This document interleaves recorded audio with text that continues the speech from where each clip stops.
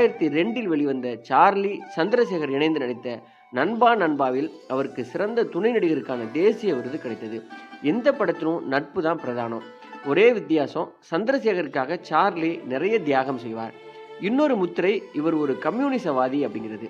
இவர் ஆரம்பத்தில் நடித்த சுமை, சிவப்பு மல்லி, பட்டம் பறக்கட்டும் ஆகியவற்றால் இந்த முத்திரை அவருக்கு கிடைத்தது.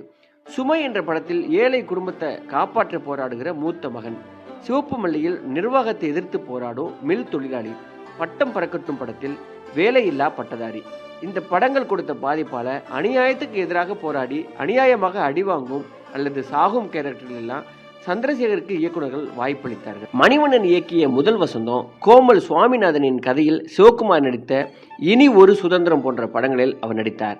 சிவப்பு மலர்கள், சிவப்பு நிலா என அவர் நடித்த படங்களின் டைட்டில் கூட சிவப்பாகவே இருந்தது. ஒன்று படத்தில் சிவப்பு இருக்கும், இல்லைன்னா வாகை